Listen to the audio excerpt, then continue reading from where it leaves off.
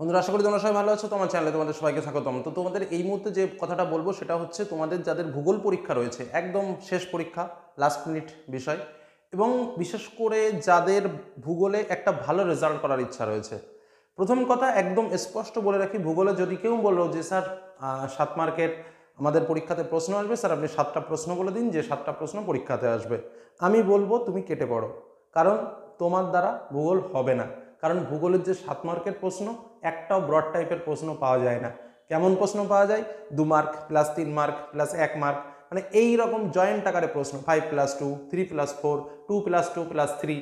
বোঝা গেল কি বললাম? অর্থাৎ বিষয়টা কেমন হচ্ছে, বিষয়টা কিন্তু ছোট ছোট প্রশ্নগুলোকে জয়েন্ট করে তোমার একটা 7 মার্কের প্রশ্ন তৈরি হচ্ছে। সেখানে দাঁড়িয়ে আমরা বলতে পারি যে এই পার্ট থেকে একটা প্রশ্ন আসবে, কিন্তু গ্যারান্টি দিয়ে ওইটা বলা যায় না যে না স্যার ওই প্রশ্নটাই আসবে।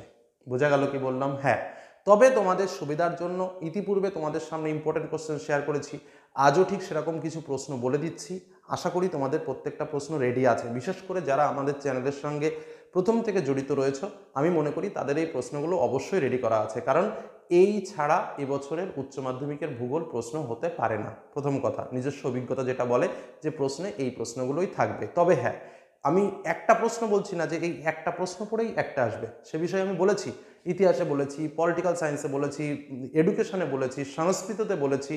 কিছু কিছু সাবজেক্ট আছে যেখানে বলা যায় যে এই প্রশ্ন আসবে। ফিলোসফি রয়েছে যেখানে এই প্রশ্ন আসবে, এবং পরীক্ষাতেও সেটা এসেছে, এবং সেটা একাধিকবার প্রমাণ হয়েছে। শুধু এই বছর না, এর আগের বছর, তার আগের বছর, যতবার চ্যানেলের সঙ্গে যুক্ত রয়েছি প্রত্যেকবার আমরা প্রমাণ করে দেখিয়েছি যে আমরা 100% সাজেশন কীভাবে মিলিয়েছি।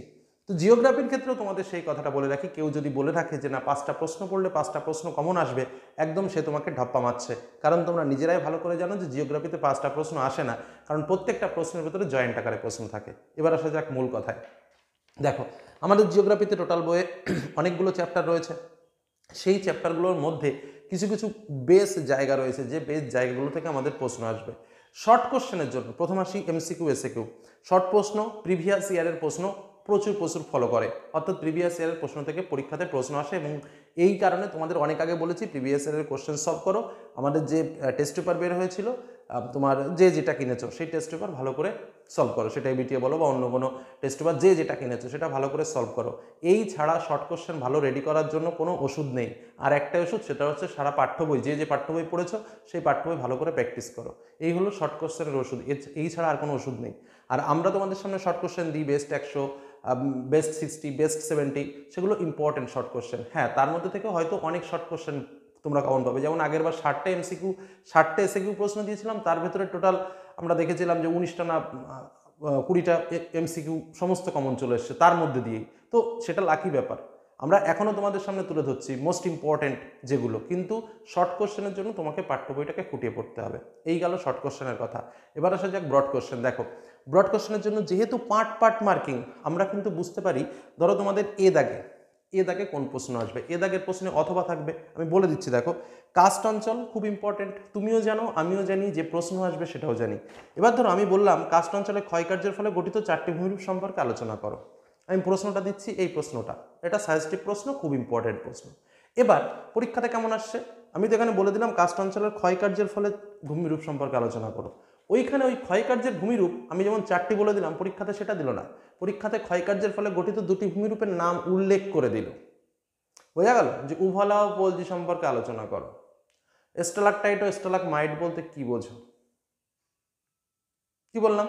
তাহলে এই যে বিষয়টা স্পষ্ট করে তুলে ধরলো, তখন কিন্তু তুমি বলবে স্যার আপনার তো সাজেশন বদলো না, এ আর এক মহাবিপদ।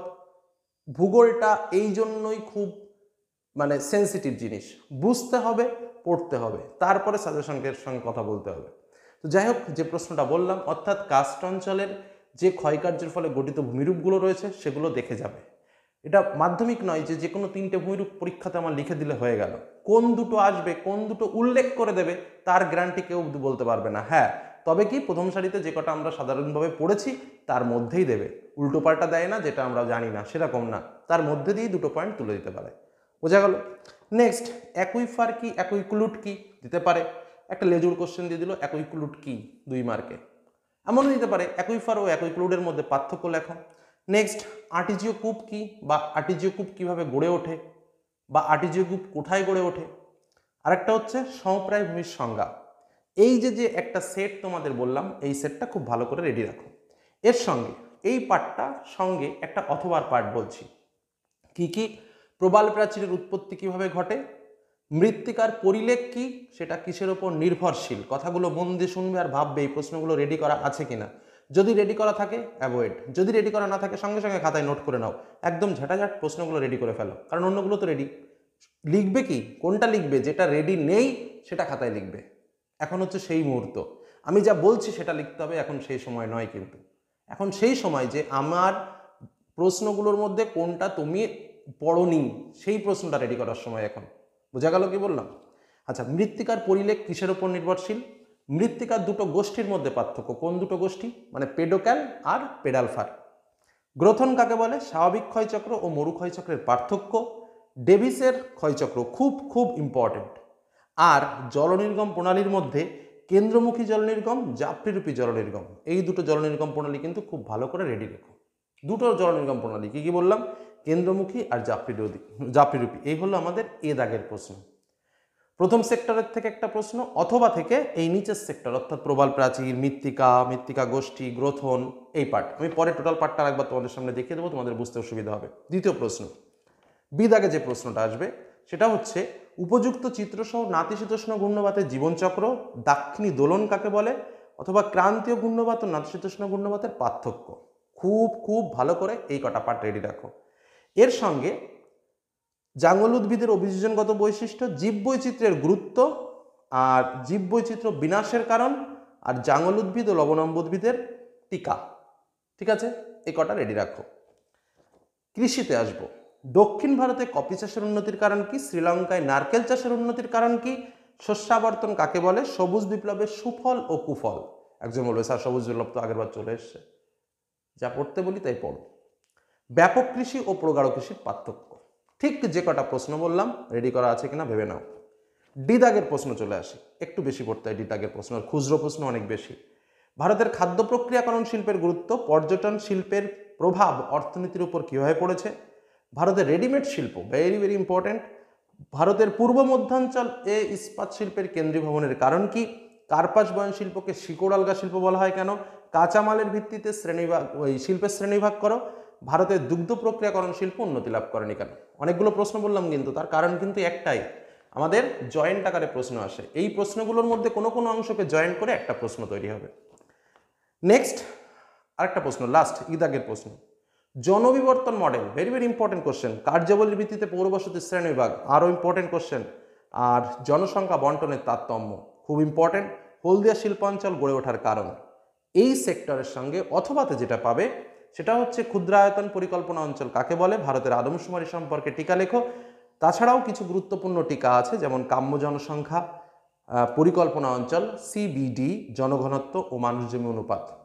সংজ্ঞাও আসতে পারে, দুটোর মধ্যে পার্থক্যও দিতে পারে। এই হলো আমাদের টোটাল ইম্পর্টেন্ট কোশ্চেন। এই কোশ্চেনগুলো অবশ্যই রেডি করে পরীক্ষা হলে যাও। চলো একবার টোটাল আমরা এই পেজটাকেও একবার দেখে নেবো যে কী কী প্রশ্ন। তোমরা প্রয়োজনে সম্পূর্ণ বিষয়টা একটা স্ক্রিনশট করে নাও এবং মিলিয়ে নাও যে প্রশ্নগুলো রেডি করেছে কিনা। চলো এবার প্রশ্ন কটা একটু দেখে নিই। বন্ধুরা, এই হলো টোটাল প্রশ্ন, যেটাকে তোমরা স্ক্রিনশট করে নিতে পারো। এই প্রশ্ন কটা ভালো করে রেডি করে যাও। যে প্রশ্নগুলো তোমাদের বললাম সমস্ত প্রশ্ন এই যে পার্টটা রয়েছে এই পার্টটার ভেতরে আছে। প্রথমেই বলেছি কাস্ট অঞ্চলে ক্ষয়কার্যের ফলে গঠিত 4টি ভূমিরূপ। এর মধ্যে আমি বুঝিয়ে দিলাম 4টি মানে বিভিন্ন রকমভাবে আসতে পারে। একই ফার একই পিরিয়ডের পার্থক্য, 8টি যুগ কীভাবে গড়ে ওঠে, সমপ্রায় ভূমির সংজ্ঞা, প্রবাল প্রাচীর উৎপত্তি কীভাবে ঘটে, মৃত্তিকার পরিলেখ কিসের উপর নির্ভরশীল, দুটি গোষ্ঠীর পার্থক্য, গ্রথন কাকে বলে, স্বাভাবিক ক্ষয়চক্র মরু অঞ্চলের ক্ষয়চক্রের পার্থক্য, ডেভিস বর্ণিত ক্ষয়চক্রের বিভিন্ন পর্যায়গুলো আলোচনা করো। সংজ্ঞা হচ্ছে কেন্দ্রমুখী জলনির্গম প্রণালী, জাপটিরূপী জলনির্গম প্রণালী।